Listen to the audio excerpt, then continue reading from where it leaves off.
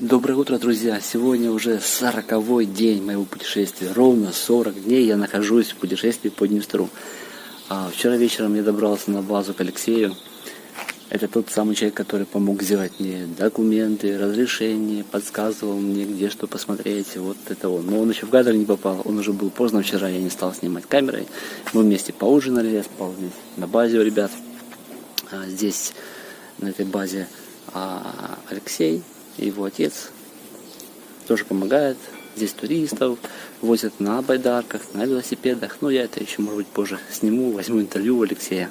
А я тем временем достал свою лодку, решил ее немножко привести в порядок.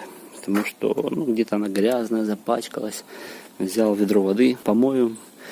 Будут около 11 часов или 12 журналисты. Чтобы лодка у меня была чистая и опрятная. Вещи пока все повытаскивал. Вообще, для меня эта остановка здесь будет как пит-стоп, как я говорю. Смотрите, видите, у меня что случилось, беда. Оторвалось сиденье. И это очень важно его отремонтировать. Вчера мне было неудобно сидеть, но я не понял причину. Я очень сильно опираюсь и, видимо, где-то в какой-то момент не выдержал. Хотя нитки крепкие, не знаю. В общем, нужно будет зашить. Вечером сегодня план у нас собраться все вместе. Где-то подключить проектор, пока даже не знаю, где они его здесь будут подключать. И я подготовлю фотографии, посмотрим фото от самого истока. Я там набросаю разных интересных точек. Буду рассказывать целый вечер, вот все, что видел, все, что со мной было. Уж поверьте, за 40 дней много же чего случилось, поэтому я думаю, будет интересно ребятам. Чуть позже еще базу сниму. Пока так. 40-й день в пути. Я бью рекорд, в том году было 40, в этом будет больше.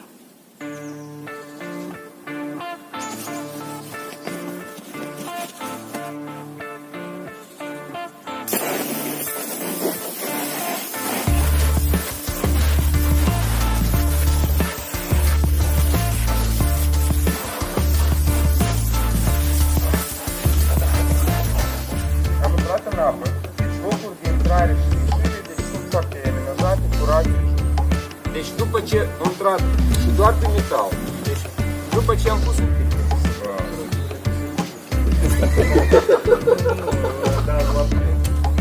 să ne întoarcem corpul. A doua mână să zoaie, deci a doua rămână. Вышло немного с ребятами покатать, но больше попозировать на дрон, который сейчас над нами летает. А ребята пойдут вниз по течению 11 километров.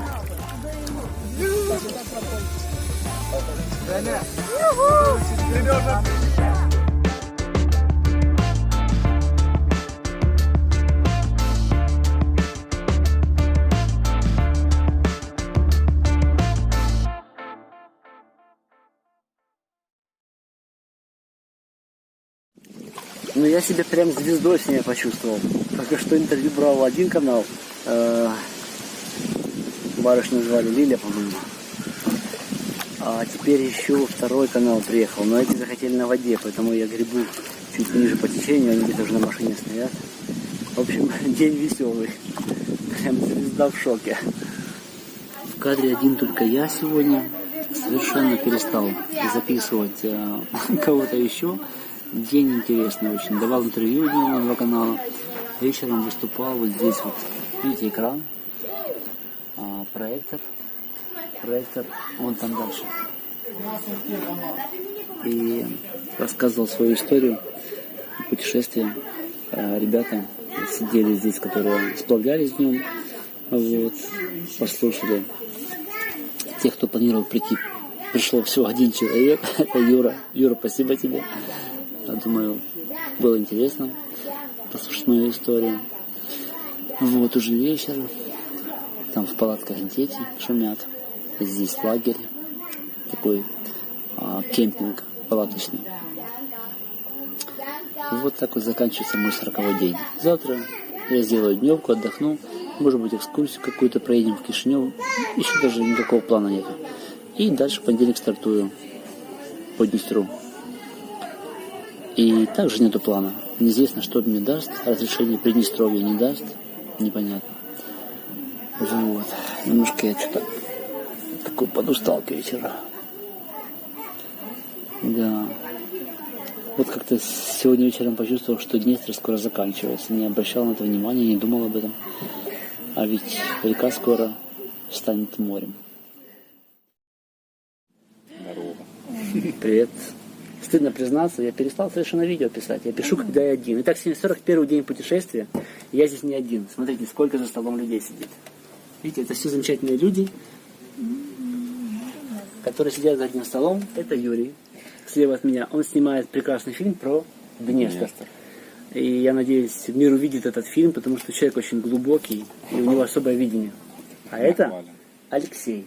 Вот благодаря этому человеку я оказался вообще в Молдове, в принципе, и увидел эту прекрасную страну. И действительно увидел. Мне казалось, я буду просто идти по реке и ничего не видеть.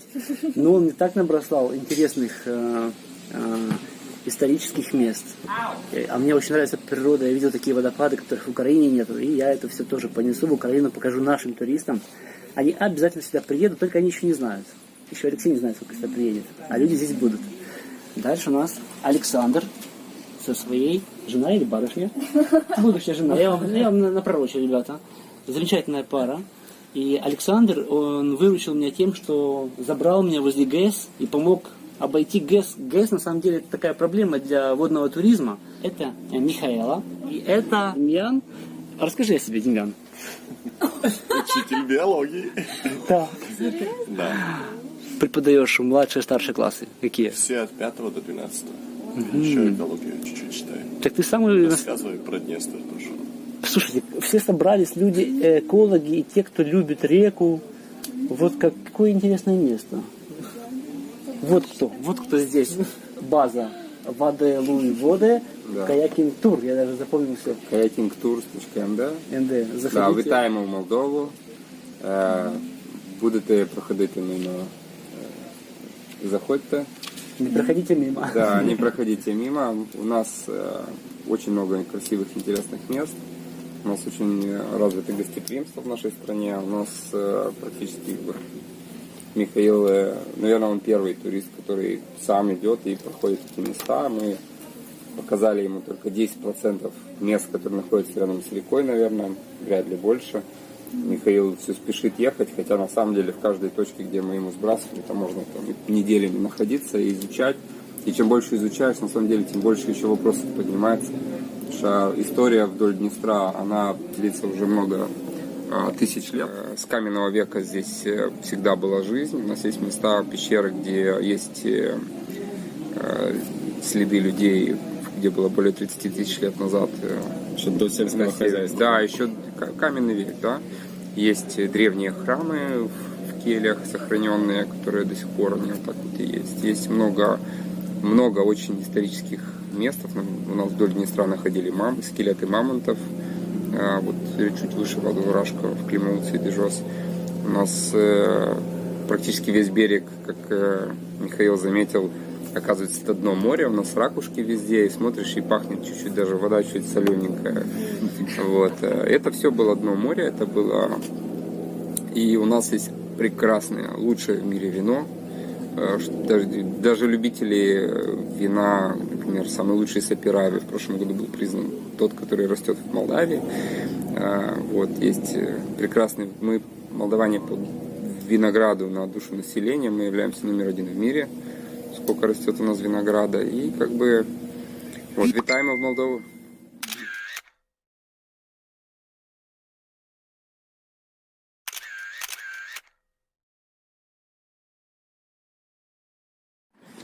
Вопрос. Только что сидели за столом. Что я здесь делаю?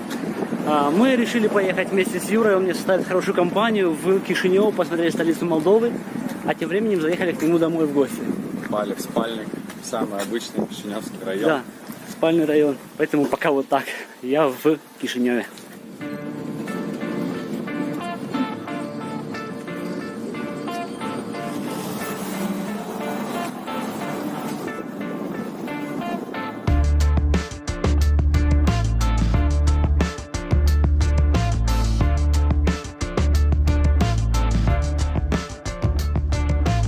Как вас зовут? Ион Обре. Ион Обра? Обре. Опря. Это ваши инструменты? Да. Что это? Расскажите. Вот это называется, русские называют его флейта пана, Флейта пана. а у нас называется най. Най. 3 буквы. Най. Най. Вот я вам прозвучу несколько трубок. Да, так, пожалуйста. чтобы- И когда я меняю положение, будьте внимательны. Когда я меняю положение, значит я беру полутон.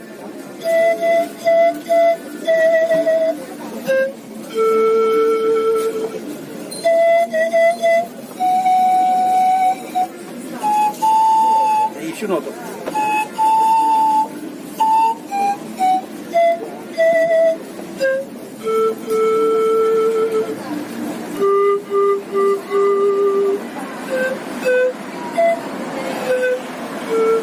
Вот я попал по... Очень интересно. Слушайте, я понимаю, что это гиена, но можно попробовать? Я просто дую, Но не больнее. я дую просто, да? Не получится сразу. Так кажется просто. Ставится под губу голова. И направляете, потом немножко, потом воздух направляете. Первый вид, да? Да. Сейчас, потерял. Направляете. Чтобы струя воздуха попала в противоположную грань. Попала вот так. И рассекается волна, и за счет этого... раза вышло, Нет, сразу не получится. Нужно потренироваться. Ну, сложный инструмент. И смотрите, как будто я даже не дую. Даже не слушай.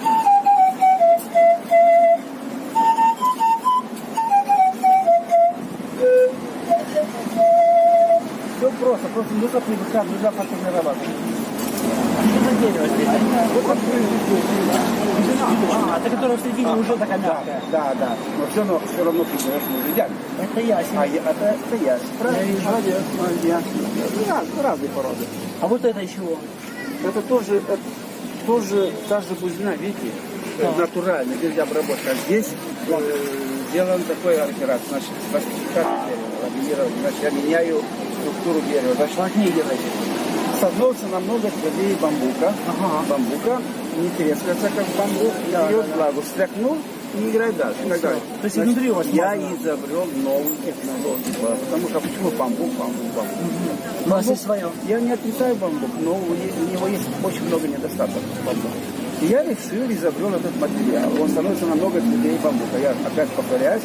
И не берет влагу и так далее. И тимбрил издает более теплые звуки. Да.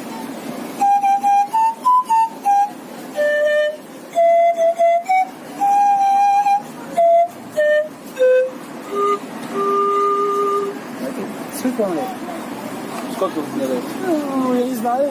Ну, давайте приблизительно. Давайте, да. Сейчас угадаю. Давай. Ну, 60... Спасибо, все, я доволен. Мне за 70 лет уже. 70 лет. Музыка у вас молодец. Спасибо, что дали, вы мне дали. Музыка у вас молодец. А скажите, у вас дети, внуки есть? Есть один мальчик и 3 девушки. Они в этом? Сын занимается, уже делает инструменты. Вот это очень важно. Делает на уровне уже. Я почему спросил? Потому что, чтобы этот опыт Я остался. передаю. Очень важно, чтобы А вы у не него- потеряли. У него есть сын. Тоже я его, значит, но с сыном я работаю на уровне. Делает вот эти инструменты почти как я. Даже иногда лучше, потому что у него зрение хорошее. Моложе. Да. Свои идеи. Да. А есть люди, которые не родственники ваши, а со стороны, которые тоже интересуются и хотят делать? Есть такие? Есть, но, чтобы вы знали, есть секреты, которые не даются никому. Ну что, если обожать? Даются только моим. Вот разве это наш. Вот, например, в Дома горе. Вот я вам сыграю наш молдавский народный песню.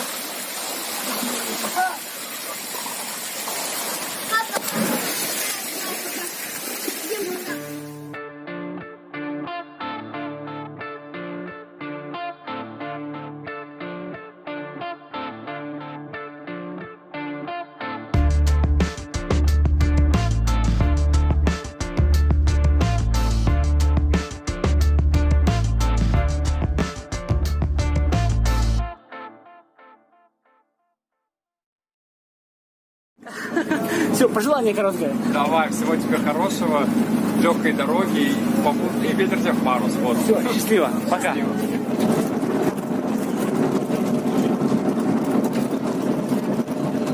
Ну что, друзья, замечательный день, воскресенье. Воды для Кишинева это как центральное место отдыха. Здесь и парки, аттракционы всякие, развлечения, на катерах катают, куча таких как санаторий, лагерей. Я здорово провел этот день на самом деле. Спасибо, Юра, за то, что поставил компанию. Немножко галопом, но мы посмотрели Кишинев. И я не могу сказать, что я не был в Кишиневе. Что самое удивительное, это же водный поход, а я был в Кишиневе. Просто фантастика. Как широко и друг какой диапазон в этом походе у меня, какие разные люди, какие события разные. Со мной пакет полной еды я набрал в супермаркете, купил себе еды в дорогу. Завтра понедельник, я 2 дня очень здорово отдохнул. Вчера интервью давал, с ребятами посидели, он рассказал историю. Сегодня практически целый день мы в дороге, позавтракали, поехали в Кишинев. Вот, слышите, музыка играет, там шашлыки люди жарят. В общем, тут довольно здорово. Заканчивается таким образом мой 41-й день, на часах уже около 7.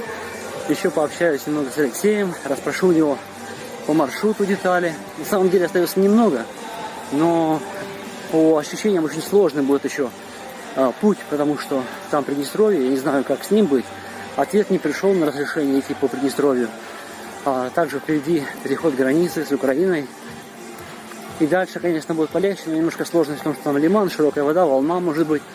Короче, я не считал, сколько я могу идти километров в день, потому что вода будет разная. Но по ощущениям, внутренним 2 недели мне еще нужно на этот поход. Хороший, здоровский воскресный день в Молдове. В водном походе через весь Днестр.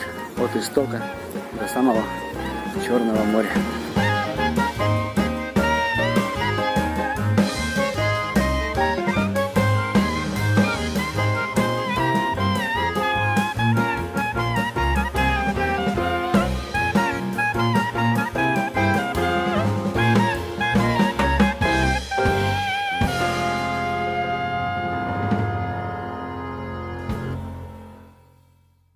Исторический момент, я не могу не записать это на видео. Мне разрешили идти по воде в Приднестровье, не выходя на берег, не переходя мост, не обтаскивая вещи. Я благодарен тем, кто пошел навстречу, кто просил за меня, кто сделал добрую волю и дал добро, потому что я считаю, что нам нужно искать как можно больше вещей, которые нас объединяют. Река, она объединяет нас, мы все живем на ней. Украинцы, молдаване, и, соответственно, очень здорово, что можно вот путешествовать таким образом. Моя мечта сбудется, и я увижу море, надеюсь, но, по крайней мере, здесь я пройду до Украины без выхода на берег. Это очень-очень мне облегчит, на самом деле, потому что я иду один. Тем временем я вытащил свои вещи на улицу, вот они. Там должен, в той комнате, где я жил, приехать парень, который работает на базе. Покажу вам саму базу. Как она выглядит. Это такая поляна у ребят здесь. Каякинг Турс Молдова. Вот беседка есть под камышом. Здесь кемпинг, и здесь в палатках можно ночевать. Стоит недорого. Можно со своей палаткой, можно здесь у ребят арендовать. Очень здорово. Здесь такой свежий воздух, старые такие большие деревья, огромные просто. Мне кажется, они метров 50. Очень высокие. И вот есть тут и мангал, и шашлык. Все можно здесь готовить. Есть бар. Вот опускается экран. Можно смотреть фильмы вечером. Вот этот экран. Есть проектор. Любые кресла, столы. Это большая общая беседка. Можно большой компании, 3 компании могут поместиться здесь. И заодно покажу, где моя байдарка хранится. И вообще, сколько у ребят байдарок. Они могут принять одновременно 100 человек. Вы думаете, 100 человек может здесь приехать? Это большой корпоратив, который может отметить праздник фирмы, день рождения, все что угодно, свадьбу на байдарках на воде. И вот я свою байдарку припарковал здесь. Она хранится среди многих других байдарок. Вот моя красавица. Ну, вписалась. Смотрите, сколько байдарок. Можно очень много туристов сплавить по воде. Здесь то же самое. Вот, это кухня, здесь можно кофе приготовить. Вот уже здесь что-то готовится у нас вкусное. Суп, наверное, да? Так что такая картина маслом. Я еще раз повторяю, я очень благодарен и очень рад, что все так сложилось. Я об этом узнал звонком с Приднестровья. Мне позвонили полчаса назад, и вот сразу вам сообщаю, рассказываю эту новость замечательную. Разбросал вещи, палатка после дождя, я забыл. Ну там роса была, и она так немножко задохлась там. От того, что мокрая была закрыта. Но вот нашел новую дырку. Помните, у меня коврик травил, я рассказывал. Вот как это выглядит. Это лицевая часть. Было в прошлый раз с той стороны, снизу. Теперь это с лица. Вот. Это не прокол. Травит именно в точке склейки. Вот где. Идет ткань, идет. И где она касается противоположной ткани. Здесь разрыв. И я думаю, это проблема этих ковриков. Они будут постоянно то там появляться такие дыры. Коврики Climate. Они очень хорошие, легкие. Но они некачественные. Это мой вывод, он только мой. Решать вам, покупать его или нет. Зато он честный.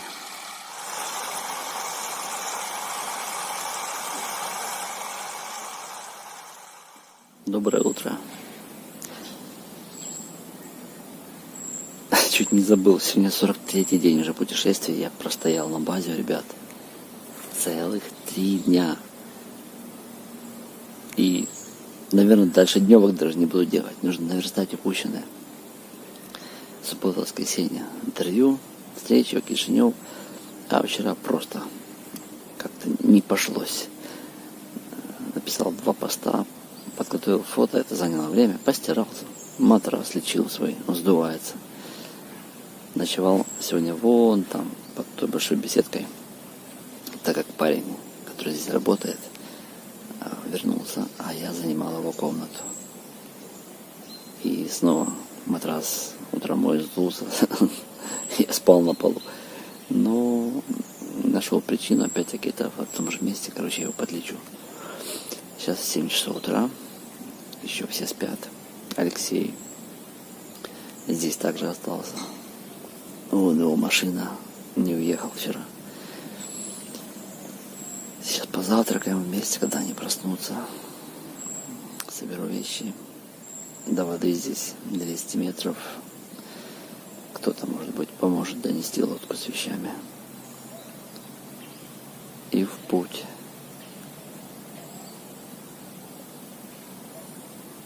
С сегодняшнего дня я могу становиться на левый берег. Это очень круто. Теперь у меня выбор стоянок больше. Теперь я буду по реке идти с ощущением, что она вся моя, и не бояться пристать к левому берегу. Это очень необычно. До этого я уже выработала, что мне нельзя на левый. И река, правда, иногда так расслабляла. Люди совершенно одинаковые, что на левом берегу, что на правом. Что я начал себя здесь ловить на мысли, чтобы мне хоть не попутать ничего и на левую не пристать. Вот такая история. Тепло. Вон там солнышко встает. И нужно использовать это время, пока не задождило. Почти уже середина августа. В начале похода я еще думал, месяц-два там сколько пойдет. Но на самом деле я зацепил 3 месяца похода. Сплав растянулся на все лето. Я стартовал 21 июня. Это практически начало лета еще. И вот позади у меня июнь, июль, август. Хоть бы я уложился в августе закончить, а то еще осень зацеплю. Поэтому, если по окончании похода меня спросят, как я провел лето, я могу ответить очень коротко. Замечательно. Друзья, давненько вы меня не видели, пожалейте. Собственно, я и сам себя давно не видел. За 3 дня так расслабился в этих водных водах. Шикарное место, каякинг Tours МД. А также Алексей Гудсага и второй парень тоже Алексей. А я вот так стану между них и загадаю себе, пожалуй, желание, чтобы я дошел до моря благополучно. Впереди 400 километров. Открыт путь на 2 берега благодаря этому человеку. Не, ну, благодаря другим людям. Ну, я на знаю самом деле. тебя, поэтому... Поэтому на самом деле все Да. хорошо. Вижу, у тебя так все плотненько, хорошо упакованная байдарка. Да. А сколько сейчас итого вес суммарно? Думаю, 35. 35. Ну, сама она в чистоте 10. То есть мы барахла, там вода же, вот. Воды только 9 литров уже дала, 6. Вот, други мои, Ну, я... это вот, я тебе хочу сказать, что за 4 дня ты тут хорошо так... Так я живот чувствую, прям пресса нету. натянулось так у тебя. Серьезно, у меня нету пресса, друзья. Я в том году... Еще неделю ты не сможешь выбраться из берлоги. Пресса нету, серьезно. Я хочу, чтобы что-нибудь ты мне, Алексей, пожелал. Честно, вот я хочу от тебя какие-то слова на память. Желаю тебе, чтобы ты не просто достиг цели, но чтобы ты ее обрел. Вот, и чтобы ты реализовался. Благодарю. Как говорится, в добрый путь.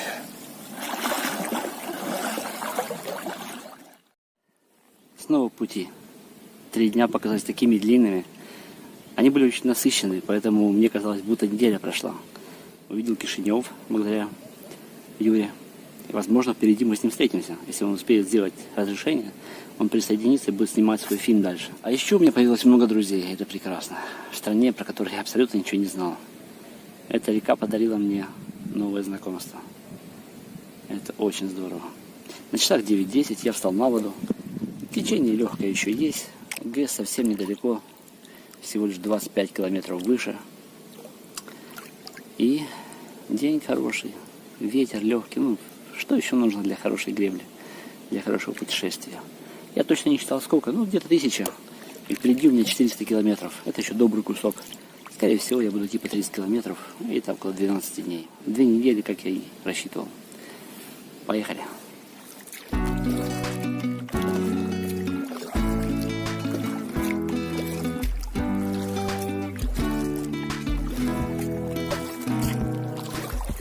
Буквально отошел, может быть, 2, может быть, 4 километра от Вадовой воды. И что я вижу? Днестр похож на Десну, на Днепр. Все, берега исчезли высокие. Они теперь один в один, как наши. В Черниговской области реки. Ширина такая же небольшая. Обрывистые берега. Удивительно.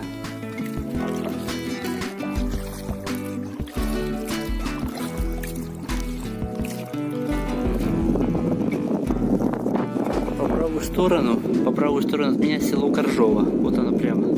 Это правый берег, это левый. В этом месте река делает разворот на 180 градусов. Вот прям за поворот уходит. Из-за поворота вышло. Крутейший разворот, обалдеть.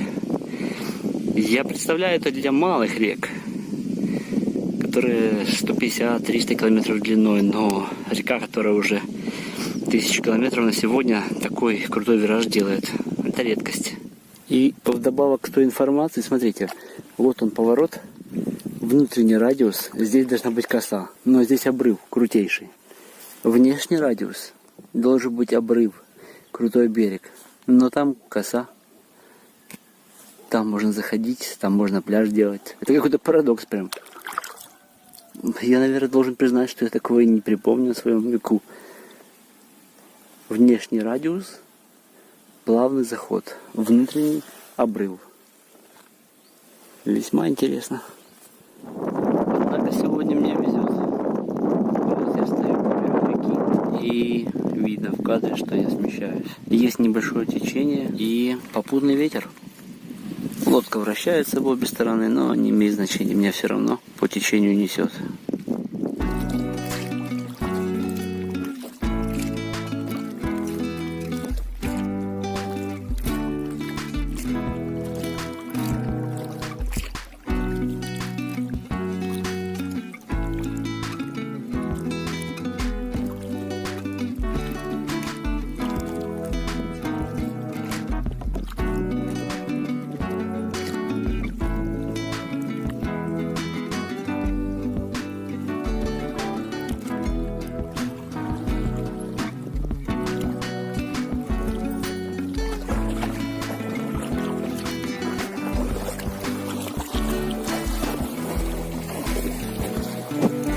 На часах уже 13:40, и я вижу шикарный пляж слева. Ну что, сделать первый шаг?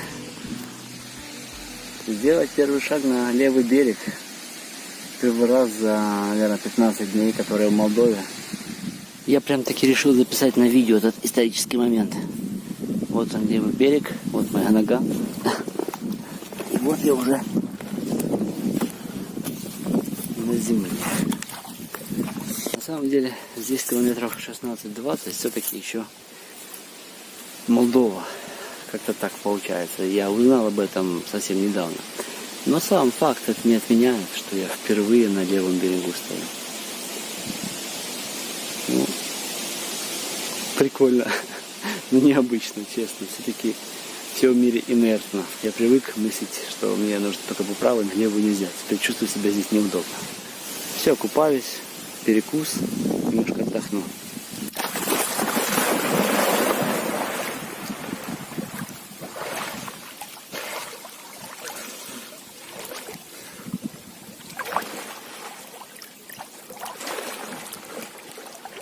Искупался, отдохнул, перекусил, ну, таким печеньем, шоколадками на часах 15:45.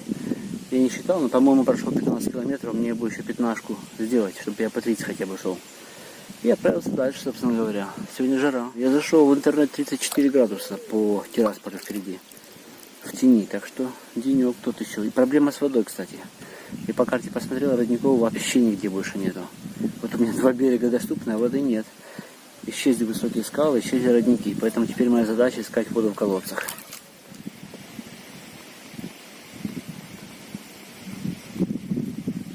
Не знаю, что за конструкции такие необычные. Вот их здесь 2. Здесь решетки нет, можно внутрь прям заплыть. Но я хочу поизучать их немножко. Вон там 2. И еще я хочу там больше всего, конечно, не поизучать их, а поиграть на гармошке. Мне кажется, там эхо отличное. Сейчас зайду внутрь, прям на байдарке. Посмотрю, что там. Собственно, я догадываюсь, что это такое. Это огромнейший заборник воды. А вот там, скорее всего, стоит мотор. Ну, или был. И это забор воды через вот эти фильтра. Мне кажется, потому что эти решетки не должны были запустить сюда деревья, ветки. Это какая-то станция по забору воды. Ну, надеюсь, не сброшу. Все ржавое. И я надеюсь, что здесь ничего не работает. И конструкция не включится, иначе меня это засосет просто. Но махина мощная. Совершенно заброшенная, думаю. А еще здесь шикарная акустика. Вот попробую вам это показать. Акустика здесь как в концертном зале.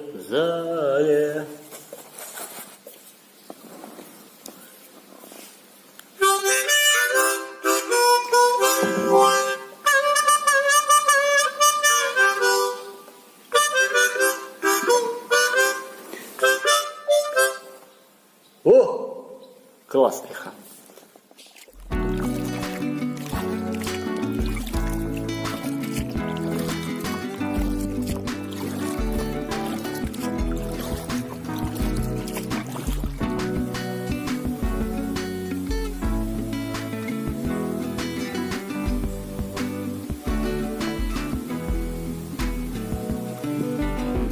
Прям немножко я озадачен. Прошел не столько, сколько планировал. Думал 30-ку хотя бы с плюсом. Но по карте глянул около 27. И вдруг на моем пути появилась серия островов. Это первый из них. И он самый маленький. Вот виднеется в кадре 2. И следующий 3. Это самый большой. А дальше Григориополь. Но интересно здесь следующее. Здесь перекаты. Посмотрите, как устроено это место. Я пока стоял, считал километраж, увидел минимум 2 или 3 всплеска. Рыба охотится хищная на мальку. Скорее всего, малька здесь греется, стоит на мелководье. Или же тот случай, когда перекаты добавляют, а вот снова видел, перекаты добавляют кислорода в воду. И, соответственно, в общем, эти условия очень подходящие для рыбы. И напрашивается у меня такая мысль. Может мне остаться тут? И пофиг, что я не прошел свои 30 километров. Там 3 километра не дотянул. Но как максимум у меня есть шанс поймать рыбу. Я прямо здесь похожу в разных местах по воде, босиком побросаю спиннинг. А как минимум у меня есть хороший остров. Здесь полно дров, и я думаю, никто точно на него не пойдет вечером. Ну, вот левая сторона, я теперь не понимаю, это еще Молдова или уже Приднестровье, хотя вы, наверное, слышали, да? Я все-таки сейчас побросаю спиннинг. Принял решение остаться. Побросал блесну, но ничего не поймал. Но рыба постоянно играет. Точнее, как играет. Мелочь в рассыпную разбегается, и кто-то ее там атакует. Я не знаю, ну почему-то интуитивно я думаю, что это жерех. Ну, тут шикарно. Не так много есть мест, где можно ночевать на острове. Хоть этот остров поджат к левой части, но в новых условиях мне это все равно.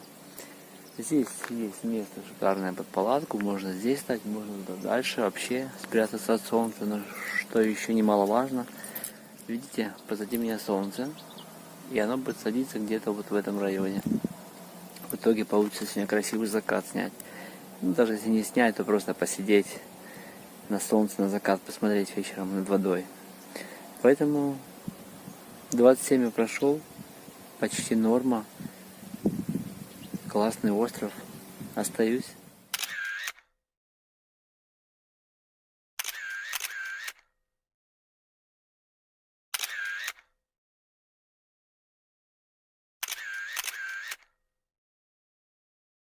На часах уже 8. Я продолжаю бросать спиннинг, не сдаюсь. А рыба время от времени то там выпрыгивает, но что-то не везет мне. Я понимаю, может надо блесну менять, ну я в этом не уверен. Вот. У меня стоит уже лагерь. А вот так он выглядит. Все вещи уже почти затащил в палатку. Место, конечно, шикарное. Место похоже, как там, где я судака поймал. Практически один в один. Такое же движение. По колено воды и также рыба иногда выпрыгивает. Но может быть ее меньше. Закат. То, что я и планировал. Смотрите, как он прямо над рекой. По-моему, круче не придумать.